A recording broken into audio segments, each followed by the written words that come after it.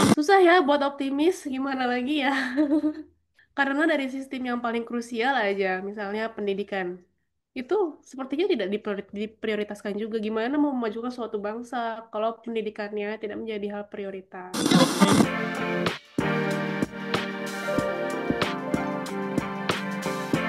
Hai sahabat TCID, kalian sedang mendengarkan podcast Suara Akademia.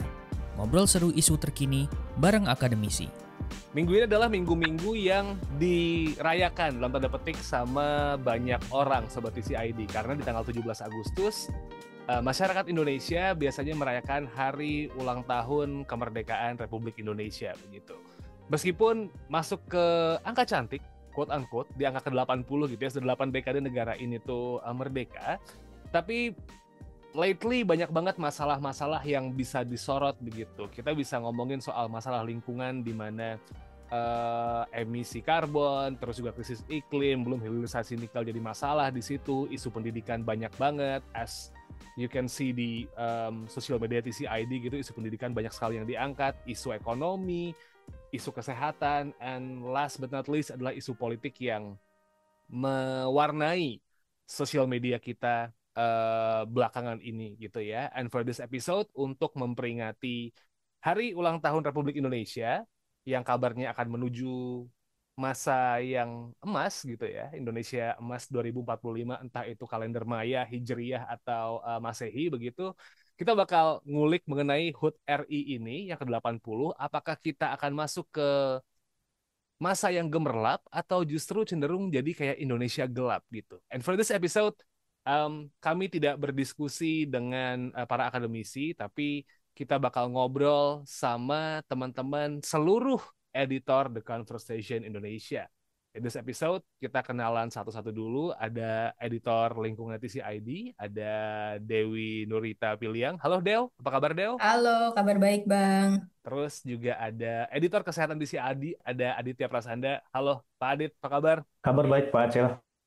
Nice to know it. Terus juga editor politik dan masyarakat, ada Nurul Fitri Ramadhani, biasa kita sapa Vivi gitu ya. Mbak Vivi, what's up? Halo, Alhamdulillah, baik. Baik ya. Editor ekonomi kita juga ikutan buat join di sini. Ada Andi Ibnu Masir Rusli, bisa disapa Ai. Apa kabar, Ai? Sehat-sehat Pak Acil, mau izin gabung. Kayak tentara-tentaraan ya.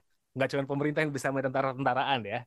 And ya, for the last ada editor pendidikan dan juga budaya dari TCID, ada Dia Hayu Rahmitasari. Mbak Hayu, what's up? Halo, baik-baik, Alhamdulillah. Oke, sedih dikit ya Liverpool kalah Mbak Hayu ya. Forget. Skip. Skip dulu ya. Anyway, mungkin ngobrol sama Adit sama Dewi dulu nih. Kalau kita ngomongin soal Indonesia belakangan gitu ya, setahun terakhir masalah lingkungan sama kesehatan sering jadi sorotan begitu. Kalau misalnya kita ngelihat tentang kesehatan dulu nih, kita ngobrol ke Mas Adit soal MBG dan juga stunting sering jadi sorotan. Nah, kalau kita berbicara soal isu kesehatan di setahun terakhir gitu, ada PR besar apa sih yang sebenarnya harus ditangani sama pemerintah nih, Mas Adit nih? Sebenarnya kalau masalah jangka pendek, PR saat ini memang eh, pemerintah perlu mengevaluasi kembali MBG gitu ya, apakah sudah tepat sasaran gitu, terus bagaimana standar keamanan pangannya kayak gitu ya. Terus ya yang seperti itu perlu dievaluasi dan perlu disampaikan ke publik secara terbuka. Itu mungkin salah satu isu yang sangat penting di tahun ini gitu. Dan ya pemerintah juga mungkin aku kira perlu besar hati juga kalau memang ternyata programnya tidak efektif gitu ya. Eh, ya ya nggak apa-apa gitu kalau memang memang harus ada pilihan lain gitu untuk menghentikan atau menggantikan program ini dengan program lain yang lebih efektif untuk mencegah stunting, itu bisa jadi pilihan gitu. Nah, stunting sendiri sebenarnya salah satu isu juga yang dalam 80 tahun ini masih jadi PR bagi kita gitu ya. Eh, Stunting gitu, terus itu masih belum terselesaikan gitu, terus banyak PR-PR lainnya gitu ya, termasuk pemerataan ini ya, distribusi dokter gitu. Nah, ngomong soal distribusi dokter ini kan, eh, kita masih Jawa sentris kayak gitu ya, di daerah-daerah tertinggal itu masih masih masih masih penyalurannya masih belum belum merata kayak gitu. Kemudian isu lainnya juga di daerah tertinggal itu ya penyakit menular seperti malaria itu masih tinggi banget. Ketika malaria eh, udah mulai menurun gitu angkanya di daerah-daerah lain di Papua, tanah Papua itu masih sangat tinggi. Itu jadi isu juga yang perlu eh, ya jadi PR kita gitu ya. Terus hal lainnya eh, penanganan penyakit tidak menular itu juga penting sih menurutku. Penyakit tidak menular ya kayak jantung, stroke, diabetes, kanker itu kan masih masih jadi PR besar sistem kesehatan kita ya. Jadi ya memang ya pemerintah perlu ini sih, perlu perlu apa namanya? Mungkin kalau dari situ salah satu PR besarnya adalah bagaimana kita bisa ini ya mengetatkan regulasi soal makanan berpemanis dan makanan-makanan lainnya kayak gitu. Terus atau mungkin apa namanya faktor-faktor risiko lain yang bisa mendorong ke penyakit tidak menular itu gitu. Hal lainnya, TB itu juga masih jadi PR kayak gitu. TB masih jadi penyakit menular paling mematikan di Indonesia. Mungkin hal lain juga antisipasi sih kalau misalnya pandemi terjadi lagi, em, apa yang bisa kita lakukan gitu. Kan kita udah membangun nih sistemnya kayak gitu. Nah, sistemnya ini eh, perlu terus diperketat gitu ya. Riset-risetnya perlu terus diperketat gitu. Surveillance-nya perlu diperketat kayak gitu.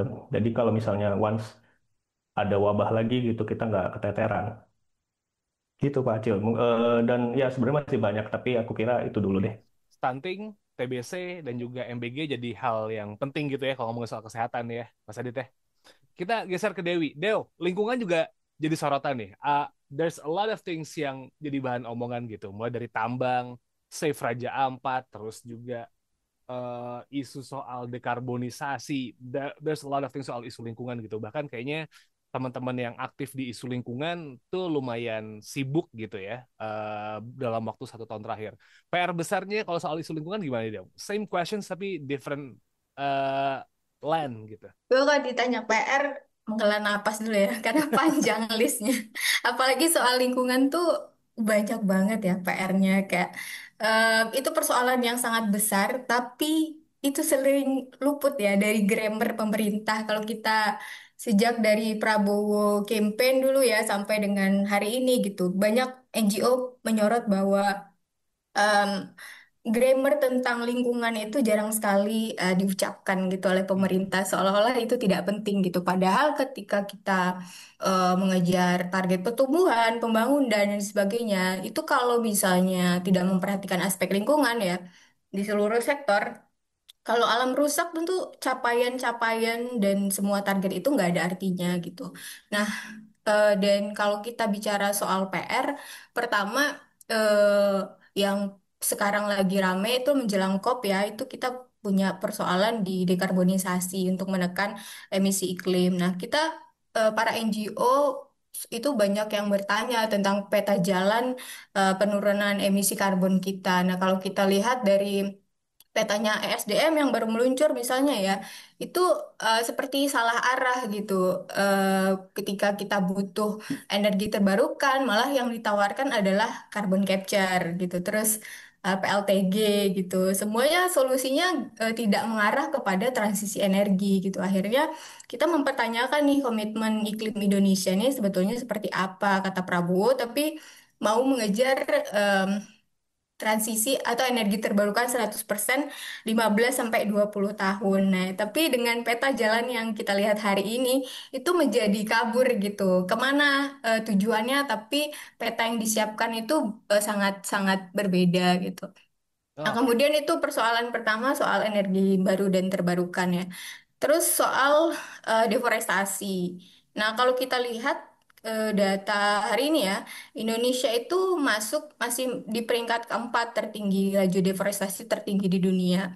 Dan kayaknya angka itu akan semakin memburuk ya dengan rencana ekspansi sawit pemerintah hari ini, terus juga food estate di Maroke 20 juta hektar lahan gitu kan. Dan itu akan menebang berapa banyak pohon di sana gitu.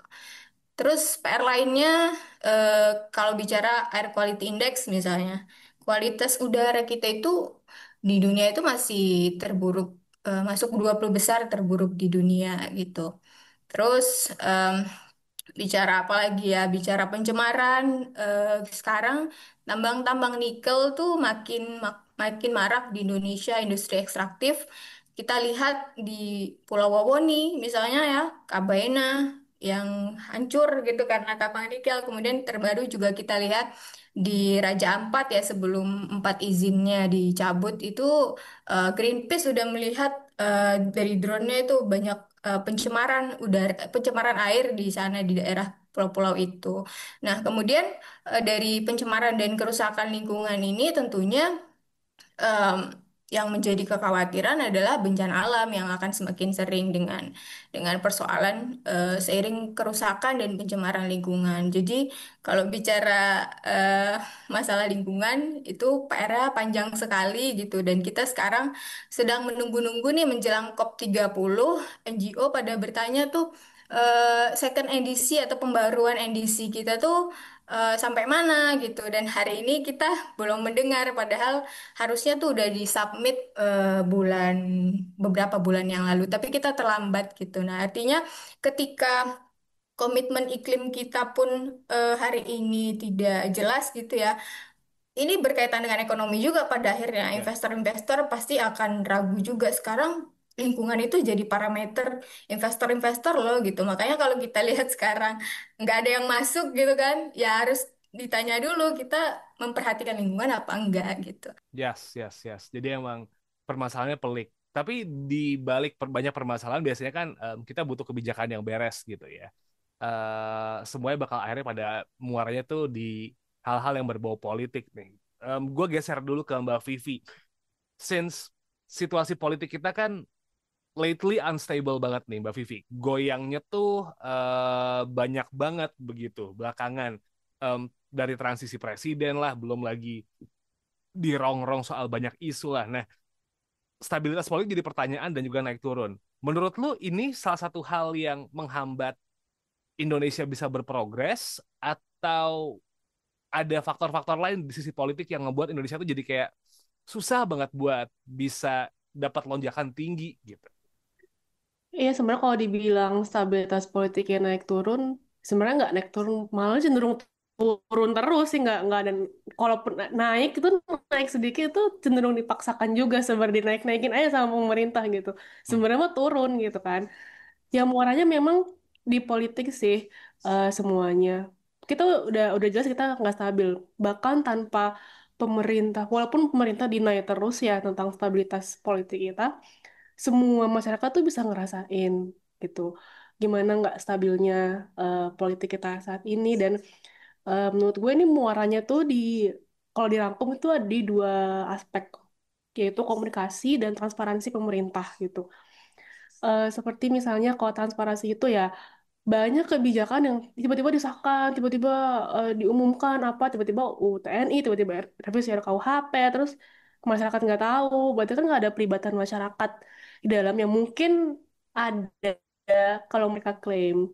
Ya mungkin sedikit banget, itu masyarakat mungkin masyarakat yang ada yang tidak mewakili suara masyarakat dari semua pihak gitu.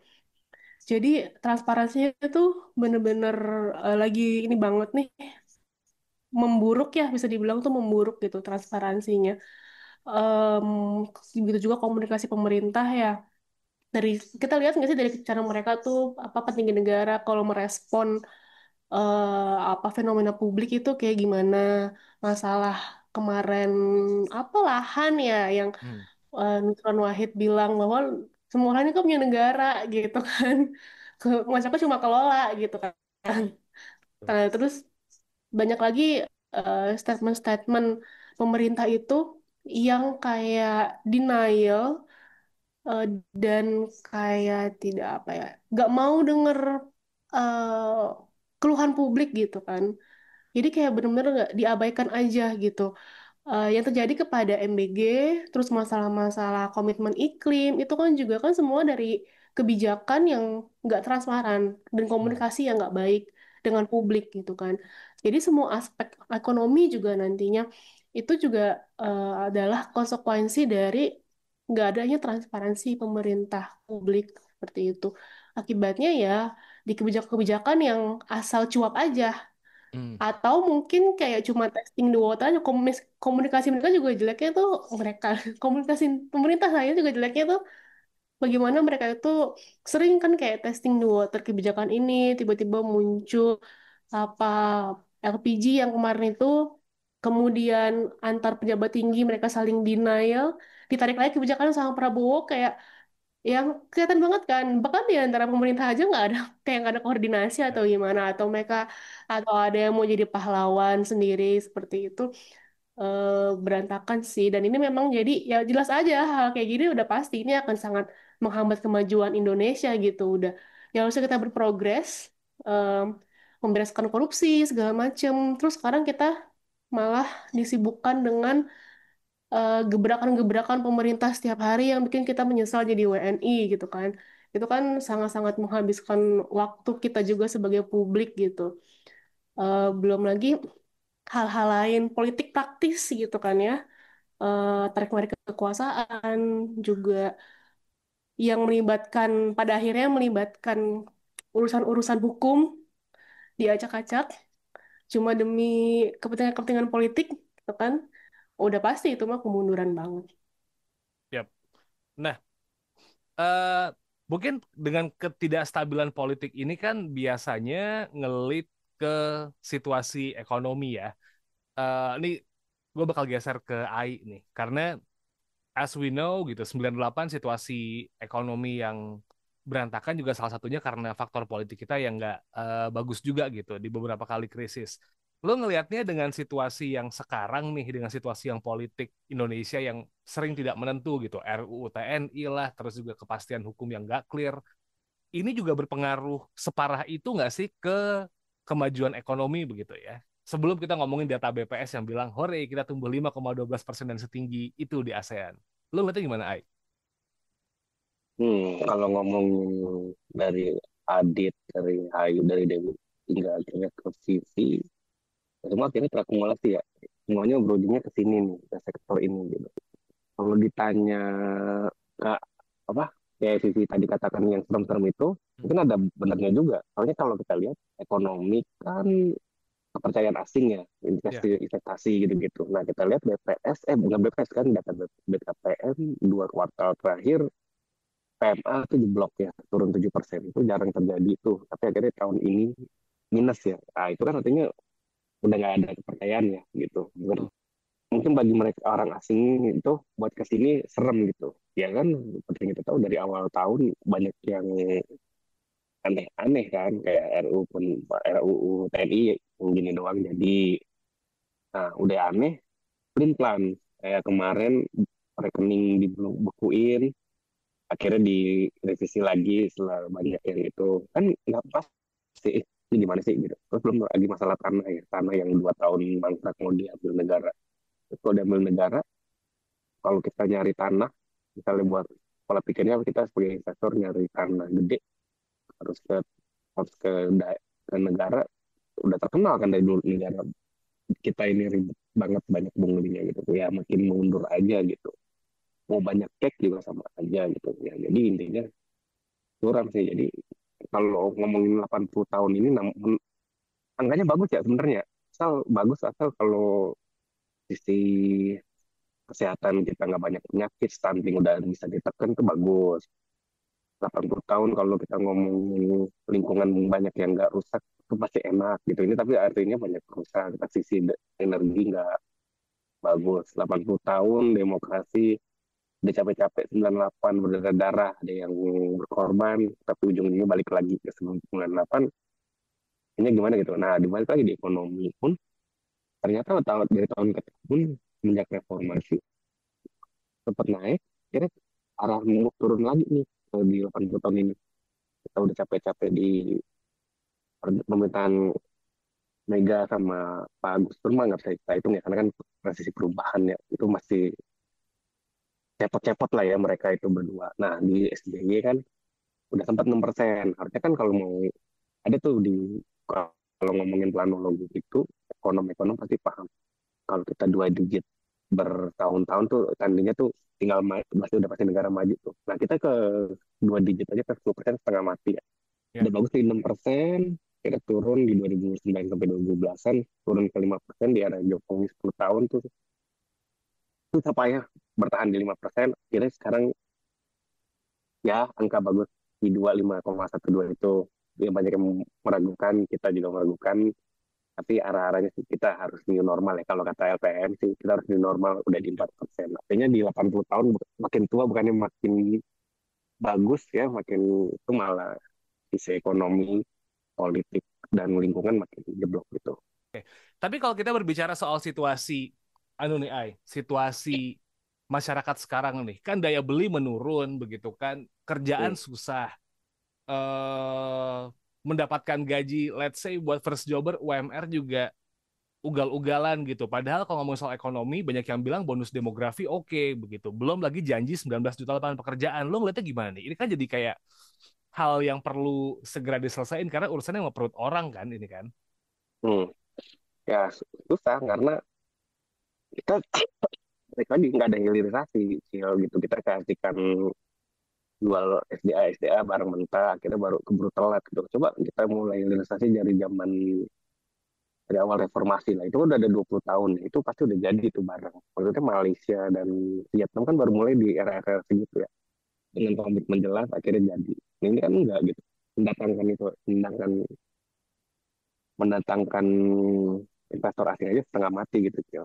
Gimana mau ada lapangan kerja karena yang jadi gitu-gitu doang gitu. Sementara ya ini bukan cerita apa, bukan masalah rahasia umum lagi ya. Para usaha konglomerat kita juga lebih punya setiap konglomerat tuh khususnya yang berdarah-berdarah Tiongkok itu pasti punya pabrik di sini. Nggak bikin di sini. Bikin bikin barangnya di Cina, transfernya ke sini. Logistiknya murah, produksinya murah, jual di sini. Itu sih banyak kan. Mhm. Sebenarnya yang bertahan tuh pabrik-pabrik besar tuh masih ya kayak yang kemarin deh Sritex kan setengah mati ya karena dia nggak maju-maju juga gitu, nggak ada inovasinya. Balik lagi tuh itu jadi ada omongannya kalau mau ekonomi maju harus ada pendidikannya juga bagus juga, maju juga sih Cio, gitu. Nggak bisa pakai yang pakai formula lama gitu, harus ada perkembangan gitu. Ini tricky nih kalau kita ngomongin soal ekonomi karena akhirnya kan pada kita bicara soal kualitas SDM kan. Karena Hmm, dengan ekonomi yang bagus biasanya ditunjang oleh SDM yang oke. hmm. SDM yang oke diciptakan karena sistem pendidikan yang bagus. Sedangkan pendidikan kita sendiri ini yang bisa jawab Mbak Hayu sih. Nah Kan gitu. Oke bikin mah. deg-degan begitu ya. Pendidikan kita ini kayak nggak tahu mau dibawa kemana gitu.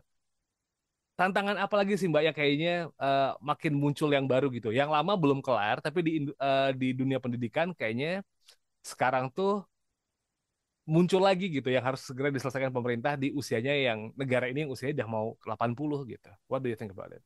Ya, oke. Kalau ngomongin, ini kan konteksnya ngomongin kemerdekaan 80 tahun ya. Dan kalau Hmm. ngomongin kemerdekaan, ngomongin freedom, itu kan sebenarnya ada dua hal yang bisa kita lihat. Pertama, freedom for, dan kedua, freedom from. Bebas untuk dan bebas dari gitu. Nah, itu dua-duanya tuh masih dalam konteks pendidikan, itu masih belum jalan di Indonesia. Yang mungkin itu juga menjelaskan kenapa akar masalahnya jadi kemana-mana gitu, nyangkut ke lingkungan, ke politik, ke kesehatan, dan juga ke ekonomi gitu. Misal kalau untuk freedom from gitu ya, pendidikan tuh makin ke sini bukannya makin bebas dari kepentingan-kepentingan lain, tapi justru makin disetir oleh kepentingan-kepentingan politik, kepentingan ekonomi yang menjadikan pendidikan itu lebih arahnya ke komoditas gitu yang itu udah kelihatan dari mulai macam-macam lah, dari mulai biaya sekolah dan biaya kuliah yang makin mahal. Kemudian juga ada pergeseran tentang sebenarnya orang itu em, menempuh pendidikan, sekolah, kuliah itu buat apa sih gitu. Logika yang dipakai itu logika apa? Logika yang dijalankan adalah logika pasar. Which is itu nggak apa-apa kalau memang konteksnya benar, misal itu dalam konteks ekonomi gitu ya. Tapi kalau sebagai core pendidikan itu kan seharusnya menyiapkan mereka-mereka yang benar-benar bisa kayak menjadi manusia yang seutuhnya itu gimana sih bisa menjadi pihak-pihak yang kompeten untuk berada di bidangnya masing-masing gitu. Tapi sekarang juga kan kalau tren yang sedang muncul sekarang juga persaingan negeri dan swasta itu kan masalahnya negeri sekarang juga jalur masuknya udah makin banyak gitu dan itu membuat banyak swasta itu sangat kesusahan untuk mencari mencari apa namanya mahasiswa gitu. Kemudian jadi ada kompetisi soal harga, persaingan harga juga gitu. Makanya sekarang kalau ngelihat iklan-iklan kampus, iklan-iklan sekolah itu udah nggak beda sama iklan-iklan deterjen atau iklan-iklan Pepsodent gitu ya. Beli satu dapat satu atau diskon kemerdekaan, diskon 88 angka cantik gitu ya. Jadi ada pergeseran yang luar biasa di situ. Hmm. Jadi kalau tadi aku bilang soal bahwa memang belum bebas dari kepentingan-kepentingan itu salah satu contohnya itu pun sama halnya dengan kepentingan politik gitu. Makanya masih banyak kasus ketika misalnya pejabat-pejabat daerah, pejabat-pejabat negara itu kuliah dengan sistem yang ekstra cepat gitu ya, ekspres gitu, 3 tahun atau bahkan 1 tahun tiba-tiba udah jadi doktor atau apa. Karena memang itu ada kepentingan politik di situ yang tidak jadi pendidikan tidak bebas dari kepentingan politik gitu. Dan banyak riset yang sudah menunjukkan pendidikan itu digunakan untuk membeli status-status politik gitu loh. Jadi misalnya nih, misal Mbak Vivi pengen jadi gubernur gitu. Nah, kalau Mbak Vivi ini statusnya adalah kandidat PhD gitu tuh, secara otomatis dia kayak menaikkan elektabilitas gitu loh. Padahal nggak ada hubungannya secara langsung gitu. Tapi karena ada kesan di masyarakat bahwa oh berarti orangnya memang seperti ini, kemudian juga aktor-aktor politiknya itu punya akses ke pendidikan, misal kayak hmm, kenal atau bagian dari dinasti atau apa, jadi dia bisa lulus dengan cepat, ya akhirnya jadi pendidikan itu jadi ya buat barang dagangan aja gitu, kehilangan esensi yang sebenarnya. Terus juga untuk bebas untuknya pendidikan di Indonesia itu kan seharusnya ya kalau misalnya yang ideal gitu. Kalau kita ngelihat banyak negara lain itu yang jauh lebih mudah daripada kita atau baru mengalami titik balik itu lebih lebih cepat daripada kita. Tapi kenapa progresnya bisa bisa sedemikian pesatnya? Itu karena salah satunya adalah mereka tuh memang investing in people melalui pendidikan gitu. Jadi yang dibenerin adalah pendidikannya dulu. Em, yang saya lihat selama aku nggak tahu ya 80 tahun Indonesia merdeka itu kan ya belum tidak membersamai selama 80 tahun gitu ya. Tapi 75 Baru ya Mbak ya. 79. Oh ya. Oke. Maksudnya sebelum-sebelumnya seperti apa yang aku tahu kan dari data-data sekunder gitu. Tapi yang dilihat adalah ada kecenderungan pemerintah kita itu kalau dalam hal pendidikan adalah melihat pendidikan itu tidak sebagai basic needs gitu. Jadi dia tidak dilihat sebagai kebutuhan dasar yang memang harus dibenahi gitu. Dia buat beberapa orang itu masih menjadi kebutuhan sekunder dan terlebih bahkan tertier gitu. Sehingga investasinya itu tidak banyak dialokasikan ke situ. Kalaupun dialokasikan itu hanya untuk mengubah eh, siswa peserta didik itu menjadi labor, menjadi tenaga kerja gitu, yang kemudian nanti akan dimanfaatkan quote to quote oleh negara gitu. Jadi bukan untuk mengajari, istilahnya bukan untuk mengajari orang-orang ini untuk tahu bagaimana memperbaiki hidupnya atau untuk menggunakan pengetahuannya untuk katakanlah memperbaiki lingkungannya atau memperbaiki keluarganya dimulai dari yang kecil-kecil gitu. Tapi benar-benar hanya untuk istilahnya mencetak tenaga kerja yang diinginkan, dibutuhkan kayak robot keluaran pabrik gitu, syukur-syukur seragam dan distandarisasi dan bisa diatur gitu. Jadi ada banyak kesesatan pikir, ada banyak fallacy dalam memaknai pendidikan selama um, 80 tahun ini menurut saya. Kemudian juga tidak sabar ketika sedang mengusahakan sesuatu. Dan itu sangat berkelindan dengan masalah-masalah politik, siapa yang terlibat di belakangnya ya. Karena kadang ya kita udah tahu kan, perubahan kurikulum itu kan sangat sangat ditentukan oleh siapa yang sedang menduduki pemerintahan gitu. Dan kita sudah banyak mendengar cerita-cerita melalui artikel-artikel di TCID bahwa kadang perubahan itu nggak substansial gitu, lebih banyak ke administratif dan menurutku nggak terlalu mempertimbangkan efek jangka panjangnya gitu loh. Maksudnya mengubah nama itu tuh kan tidak sesimpel mengubah nama ya. Mengubah nama itu mengubah kop surat at least kalau zaman dulu. Kalau sekarang mungkin mengubah logo atau apa gitu itu kan ada hal-hal yang lebih substansial yang sebenarnya bisa perjuangkan gitu. Kemudian juga tidak pernah ada evaluasi yang benar-benar menyeluruh. Harusnya kan setiap perubahan kita juga nggak bisa loh bikin satu kebijakan. Aku pikir di semua desk yang ada di sini ya, satu kebijakan itu pertama dia nggak bisa kita pakai untuk seterus-terusnya karena ketika dunia berubah, kebijakannya juga harus ikut berubah. Um, tapi juga kenapa berubahnya itu harus jelas gitu. Nah, yang aku lihat setiap kali ada perubahan itu tidak ada evaluasi.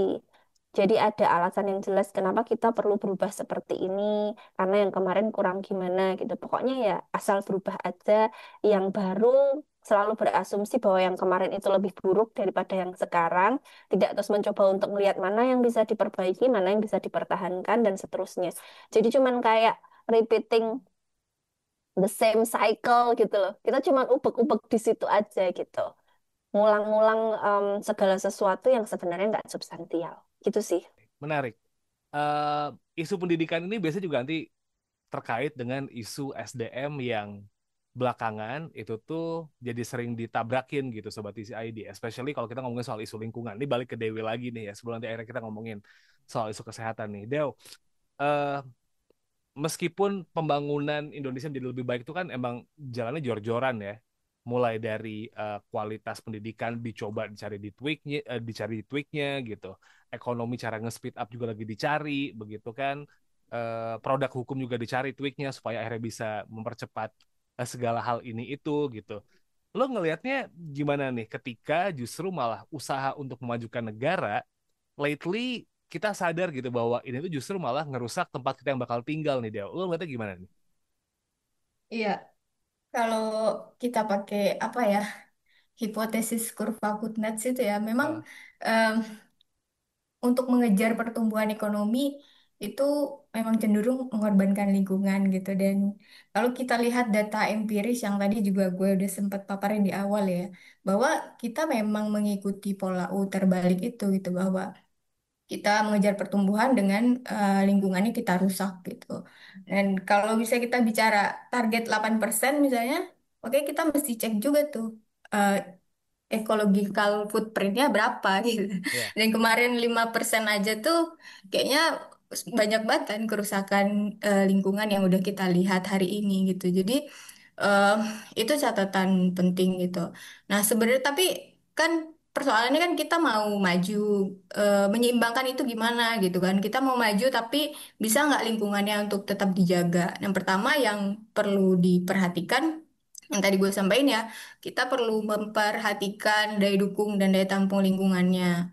Nah, yang kedua, etika lingkungan itu penting jadi model pembangunan gitu. Kalau hari-hari ini gue melihat kita terjebak di antroposentrisme ya, bahwa kita melihat manusia itu sebagai pusat alam semesta gitu, bahwa hanya manusia yang punya nilai, sisanya alam, tanah, pohon gitu ya, makhluk hidup lain itu tuh nggak punya nilai gitu, hanya Hmm. manusia yang punya nilai pada akhirnya.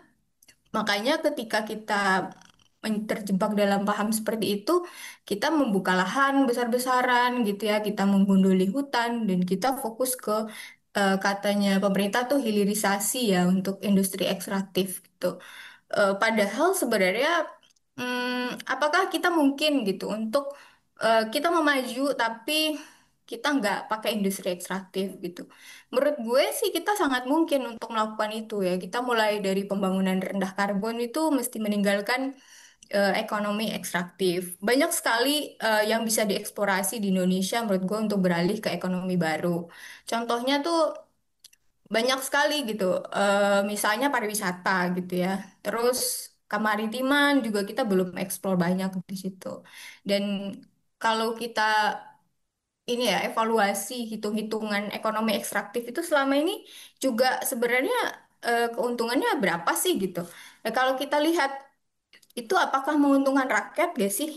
Kalau kita cek ya daerah-daerah yang kaya sumber daya alam itu majority rakyatnya juga miskin gitu. Hmm. Kita lihat di timur, di Papua, di Maluku gitu. Rakyatnya miskin gitu. Contohnya Maluku Utara tuh kemarin naik pertumbuhannya katanya 21% gitu ya, karena Ya, sejak ada tambang nikel dan segala macam. Tapi angka kemiskinannya segitu-segitu aja gitu. Bahkan pada 2023 itu angka kemiskinan di Maluku Utara itu sempat naik gitu, walaupun sekarang turun dikit lah gitu. Tapi artinya itu tidak berefek gitu kepada masyarakat industri ekstraktif itu gitu. Dan pada akhirnya pembangunan kita ini mau kemana gitu ya. Dan itu udah banyak risetnya bahwa industri ekstraktif itu hanya merusak lingkungan dan juga menguntungkan segelintir elit saja gitu, bukan masyarakat. Nah, makanya menurut gua kita mesti tinggalkan ekonomi ekstraktif ini dan pindah ke misalnya nih pariwisata. Itu tuh periset kita tuh udah punya banyak sekali riset. Misalnya kemarin gue baca riset dari teman-teman di Konservasi Indonesia ya, bekerja sama dengan beberapa kampus ya seperti Unpati dan Universitas Papua. Nah, kalau bisa Raja Ampat misalnya, kita mengembangkan kalau pariwisatanya tuh dioptimalkan itu tuh bisa multiplier efeknya tuh bisa sampai berapa angkanya tuh 52 juta US dollar gitu. Artinya besar banget gitu. Tapi kenapa kita malah pilihnya tambang gitu? Padahal eh, ya, kalau bicara keuntungan tambang itu sangat jangka pendek dan efek merusaknya itu kita bandingkan dengan cost untuk pemulihan lingkungan itu tidak sebanding gitu.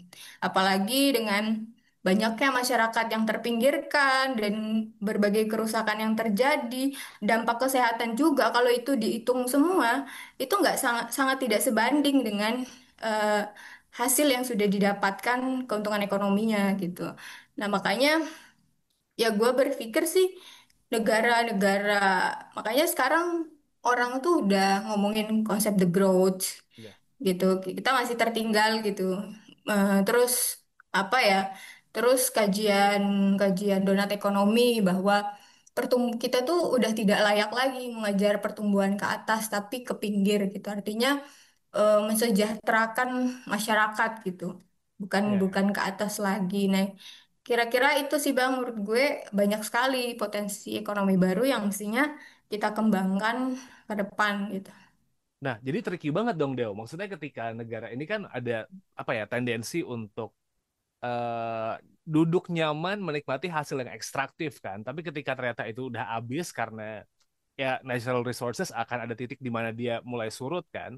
Justru malah nanti daerahnya rusak, penduduknya tertinggal miskin juga karena emang hasilnya nggak rata, tempat tinggalnya rusak, ekonomi juga nggak maju-maju amat dong ujung-ujungnya kayak gitu. Iya, dan kita punya banyak contoh sebenarnya negara-negara yang sudah melakukan itu dan kemudian sekarang salah satu contoh yang gue bisa contoh Pulau Nauru kalau nggak salah namanya di dekat New Zealand sana. Nah, mereka itu sumber kaya dengan sumber daya fosfat gitu. Dulu tuh mereka kayaknya ganti-ganti mobil itu bisa sebulan ganti-ganti mobil Nah, berapa kali doang, tinggal dibuang aja di jalan gitu saking mereka kayanya. Tapi sekarang kalau dicek mereka justru jadi negara yang paling miskin gitu di dunia mhm. gitu. Dan itu potensial terjadi di Papua, di Maluku gitu kalau kita tidak belajar dari sana gitu. Dan makanya gue merasa ya yang duduk di pemerintahan hari ini kan orang pinter ya, mestinya mereka baca sejarah dan baca baca yang terjadi sebelum-sebelumnya, bukan malah kalau narasi pemerintah kan hari ini ya negara Eropa gitu misalnya kan mereka udah nggak industri ekstraktif atau misalnya nggak PLTU atau segala macam, mereka tuh dulu udah gundulin hutan gitu, sekarang kita dong giliran kenapa kita dilarang-larang gitu untuk emisi karbon dan segala macam ya. Artinya pemerintah mau bilang kalau kami tidak akan berhenti sebelum kami juga melakukan hal yang sama dengan yang dulu Eropa lakukan gitu sejak zaman revolusi industri gitu. Tapi kan nggak kayak gitu gitu kan. Dunia ini tuh global gitu. Apalagi yang mau tersisa kalau kita pembatasan saintis tuh udah bilang gitu pembatasan emisi kita nggak bisa di atas 1,5 derajat gitu. Kalau nggak bencana bakalan bakalan dua kali jangka panjang gitu. Tapi makanya kita harus melihat itu gitu. Kita nggak bisa pakai argumen-argumen yang apa ya menurut gue sangat reaktif dan tidak wise ya untuk hal-hal itu ya. Tapi tentunya bergeningnya kita perlu katakan gitu kepada negara Eropa ya, lu dulu udah eksploitasi, sekarang lu kasih pendanaan dong buat negara-negara berkembang seperti Indonesia gitu. Bukannya kita malah ya adu kerusakan dong, biar kerusakan yang gue timbulkan sama Eropa timbulkan sama, kan itu sangat apa ya, menurutku sangat dangkal pemahaman-pemahaman seperti itu diucapkan oleh para pemimpin-pemimpin negara. Itu sih. Mungkin pintar, tapi pintarnya nggak cuma soal bukan di kajian-kajian lingkungan, Deo, yang lain mungkin. Kita husnuzon aja gitu. Kalau pemerintah tuh sebenarnya pintar. But anyway, berbicara soal kepintaran, biasanya juga ngefek ke kesehatan masing-masing orangnya begitu. Dan ini kayaknya bakal ngobrol sama Mas Adit nih. Mas Adit, em, kita kan kalau ngomongin soal isu kesehatan di Indonesia tuh kayaknya eh, kayak nggak ada habisnya begitu. Masyarakat yang sehat itu tuh kayak jauh banget. Dan kita di kota-kota besar juga masih menghadapi masalah kayak gizi buruk dan juga stunting. Kenapa ya masalah kayak gini nggak ada habis-habisnya nih? Padahal masalah-masalah yang lain juga banyak banget gitu. Terus ada masalah soal rakyatnya yang gizi buruk di mana-mana, bahkan di kota-kota besar ada masalah stunting juga PR yang jadi apa ya sorotan sama pemerintah gitu. Kenapa ini nggak pernah bisa kelar gitu? Kebijakannya kah atau what do you think about it? Em, Sebenarnya itu ada beberapa penyebab stunting, Pak. Jadi pertama dari kesiapan orang tua dan keluarga gitu ya. Terus sanitasi buruk itu juga bisa memengaruhi, menyebabkan anak stunting gitu. Terus imunisasi imunisasi juga masih rendah gitu ya. Jadi gini, kalau kesiapan orang tua itu nanti dia akan berpengaruh juga sama apa namanya bagaimana ibu eh, menyiapkan dirinya gitu ya, termasuk juga si ayah gitu, menyiapkan kebutuhan gizinya gitu untuk si anak gitu, termasuk juga nanti memberikan ASI segala macam gitu. Nah masalahnya memang apa ini tuh sangat kompleks gitu. Jadi eh, ya banyak mungkin ibu gitu ya yang sebelumnya tidak punya pengetahuan soal pentingnya menyiapkan gizi dari remaja kayak gitu.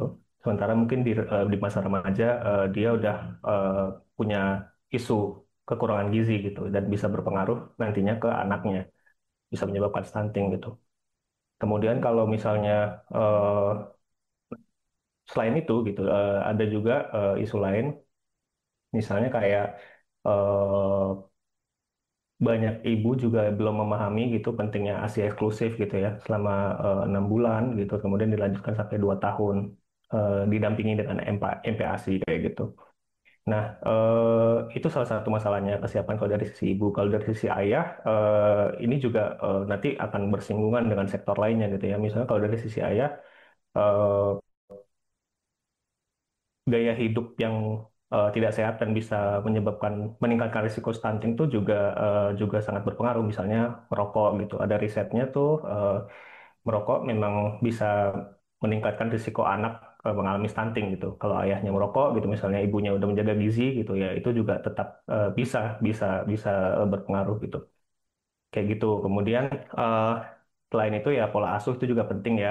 Apalagi kalau nanti di eh, stunting ini juga unik sih karena dia berbeda dengan gizi buruk ya. Jadi kalau gizi buruk itu apa namanya eh, permasalahannya mungkin bisa dari ekonomi yang tidak tidak baik gitu. Kemudian jadi membuat dia kesulitan mengakses makanan gitu ya, dan akhirnya menyebabkan gizi buruk mulai dari apa misalnya wasting gitu, badannya sangat kurus dan segala macam.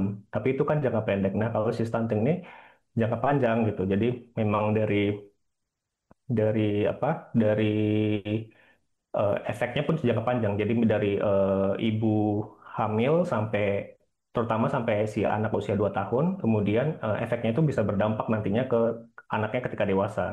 Nah, ini jadi masalah juga gitu. Anaknya dewasa nanti bisa bermasalah di kognitifnya kurang atau mudah terinfeksi penyakit gitu ya, atau yang mengembangkan banyak macam penyakit lah, diabetes, obesitas, bahkan kanker gitu.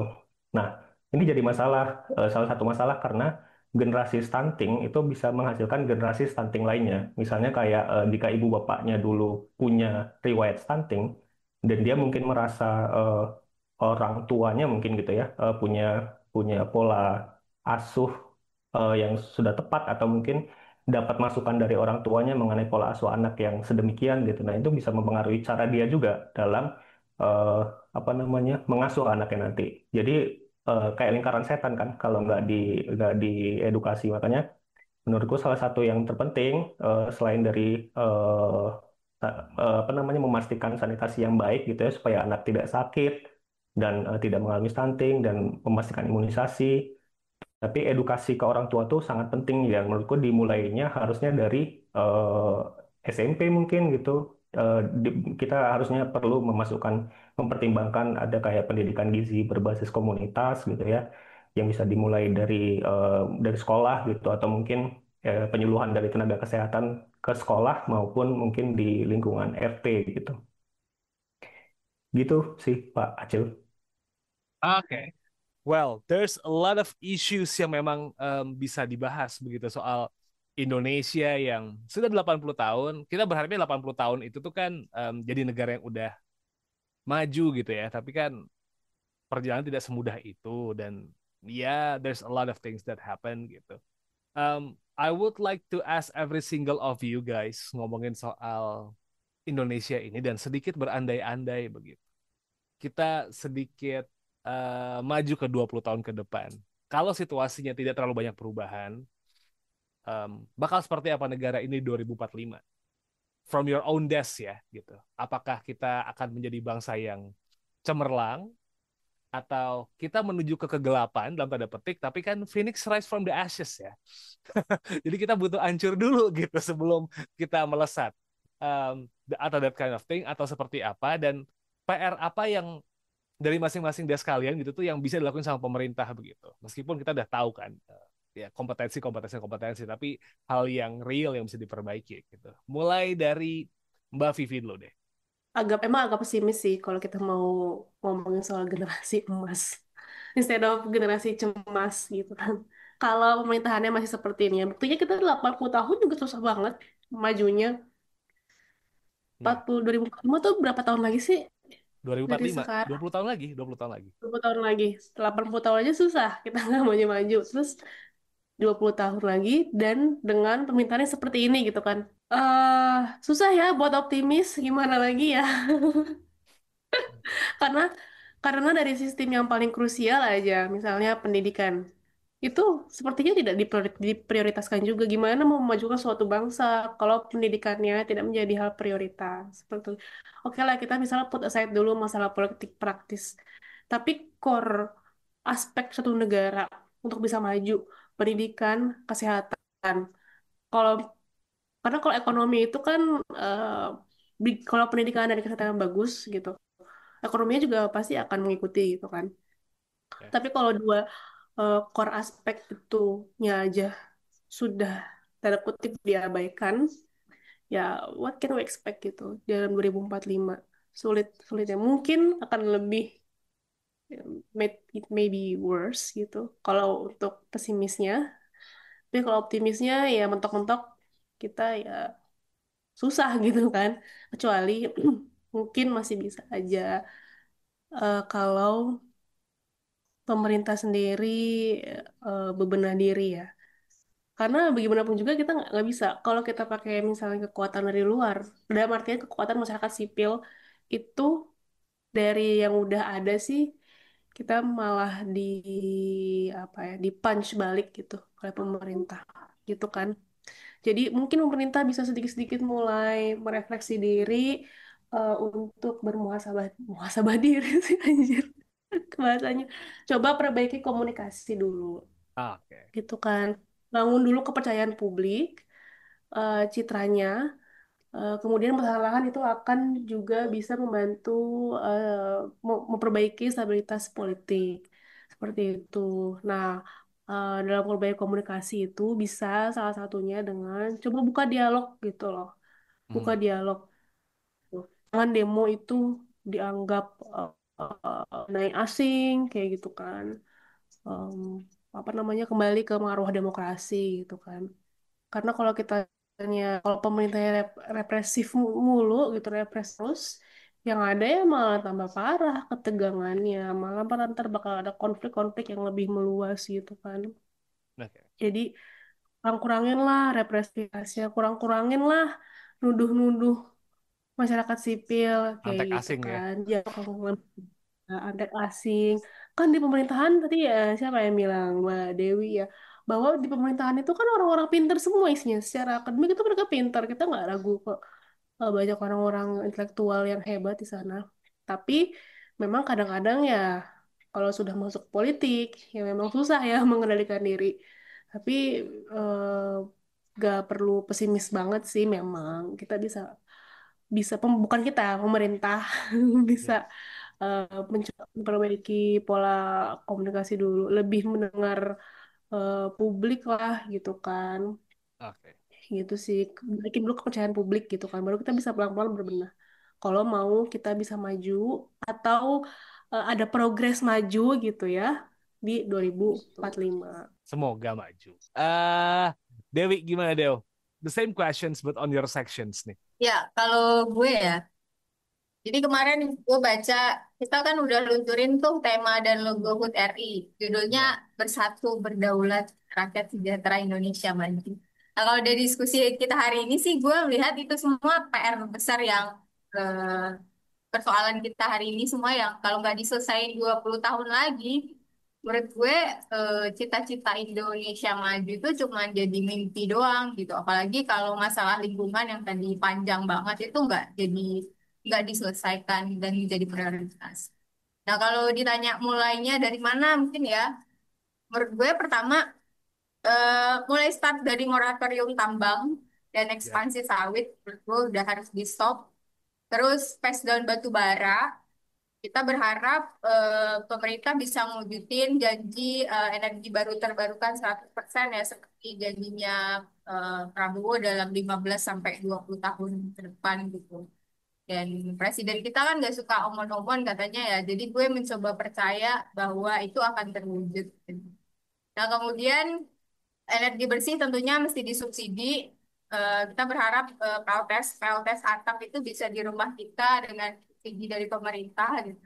Dan terakhir mungkin gue berharap pembenahan transportasi umum ya, semoga bisa dilakukan supaya kita bisa kemana-mana pakai sepeda dengan transportasi umum yang nyaman gitu. Mungkin itu sih beberapa yang menurut gue bisa mulai dibenahi, diambil langkahnya oleh pemerintah dengan segera. Pak Adit, dari sisi kesehatan Pak, same questions. Iya, em, kalau menurutku mungkin meskipun pesimis, tapi masih ada peluang lah kalau kita bisa melakukannya dari sekarang gitu ya. Eh, Mungkin salah satu yang perlu gitu, terutama ya pemberdayaan masyarakat itu menurutku penting banget sih, apalagi di tengah gempuran informasi saat ini gitu kan, bubble informasi. Sebenarnya itu bisa jadi peluang untuk kita kayak menyebarkan informasi kesehatan yang tepat gitu loh, tandingan gitu dari itu kayak membantu mempercepat juga nih permasalahan laten kita lainnya yang pemerataan distribusi dokter yang belum merata gitu ya, nakes yang belum merata kayak gitu. Hal lainnya menurutku mungkin yang paling penting pembenahan ini sih, pembenahan jaminan kesehatan. Sebenarnya kan program ini bagus ya, tapi lagi-lagi kan masalah kita tuh di korupsi gitu. Selalu ada celah kan untuk membuat apa namanya, untuk membuat eh, untuk mengeruk keuntungan gitu di ya kayak gitu gitulah. Jadi menurutku kalau itu bisa kita benahi gitu ya sistemnya lebih terdigitalisasi kayak gitu. Terus ke depannya mungkin mudah-mudahan bisa sih ya, dalam 20 tahun lagi kita mungkin punya sistem kesehatan yang terintegrasi kayak gitu. Itu akan sangat membantu sih untuk kita bisa menyelesaikan masalah kesehatan dengan lebih taktis, dengan lebih cepat kayak gitu. Terakhir, kita tutup dengan statement dari Mbak Ayu. Silakan Mbak Ayu. Ya, sebenarnya kalau bayanginnya dari sekarang ya emang suram ya, gelap, susah untuk melihat masa depan cerah sampai kita harus pakai kacamata hitam gitu. Tapi dengan banyaknya, kan maksudnya gini, kita sendiri sekarang sudah berada di titik yang berbeda dengan katakanlah 98 atau sebelum-sebelumnya gitu. Kita juga punya potensi-potensi yang masih bisa digerakkan bahkan dengan lebih baik, termasuk juga TCID ini kan fungsinya untuk melantangkan narasi-narasi alternatif yang harapannya itu bisa menyaingi narasi utama yang disetir oleh oknum-oknum tertentu gitu. Kalau dari segi pendidikan sih sebenarnya kalau pemerintah mau gitu ya, ada banyak usaha-usaha yang bisa kita gerakkan dari sini dan sudah banyak juga upaya-upaya alternatif pendidikan dari akar rumput yang berusaha untuk mengembalikan esensi pendidikan di Indonesia. Kalau dari pemerintah ya salah satu caranya adalah berhenti menggunakan ukuran tunggal atau menyamaratakan semua kebutuhan dan keadaan di Indonesia gitu. Karena titik berangkat Indonesia itu macam-macam gitu. Nggak bisa terus pakai satu kebijakan yang diputuskan dari satu kursi di Jakarta gitu ya untuk melihat dan kayak one solution fits all gitu. Itu model-model yang kayak gitu harus dihentikan. Kemudian juga menyelesaikan kebutuhan dasar sehingga tidak ada lagi tuntutan-tuntutan untuk mengorbankan yang lain karena kebutuhan dasarnya belum terpenuhi gitu. Dan tentu saja itu butuh sinergi dari banyak banyak bagian ya. Jadi nggak bisa pendidikan itu jalan sendiri nggak bisa gitu. Kebutuhan dasar dari makannya, kesehatannya itu juga harus diselesaikan supaya mereka juga jadi punya opsi gitu. Karena kadang mereka itu menjadi tidak peduli dengan lingkungan, menjadi tidak peduli dengan etika atau menjadi tidak peduli dengan norma-norma itu karena kebutuhan dasarnya belum selesai sehingga menjadi pembenaran gitu. Nah, kalau itu bisa diselesaikan oleh negara, kita bisa menciptakan sebuah kondisi di mana ketika katakanlah orang-orang tertentu itu menduduki posisi-posisi kunci, mereka tidak akan lagi melihat sebagai kayak terbawa arus atau kok dulu 98 dia gitu, sekarang gini gitu loh. Tidak kayak good boy gone bad gitu, tapi Ya. juga mereka jadi punya kemampuan untuk memilih gitu, bahwa selalu ada pilihan, bahwa bukan berarti ketika kamu sudah masuk ke dalam satu arus gitu, kamu tidak bisa menepi atau memilih untuk berenang berlawanan arah gitu. Jadi yang gitu-gitu menurut saya yang harus dirawat dan 20 tahun itu memang bisa pendek, bisa panjang, tapi kalau upaya-upaya untuk menyiapkan ke sana supaya minimal ya tidak terlalu berkabut lah masa depannya itu ada upaya-upaya kecil, langkah-langkah kecil gitu menurut saya itu masih bisa diusahakan. So, it's the end of this episode spesial ngebahas soal HUT RI yang ke-80 ya. Kalau begitu, thank you guys ya. Have a nice day. Selamat melanjutkan aktivitasnya. Sahabat ICD juga thank you so much for listening. I'll see you on next episode. Have a nice day. Wassalamualaikum. Kalian telah mendengarkan podcast Suara Akademia, ngobrol seru isu terkini bareng akademisi.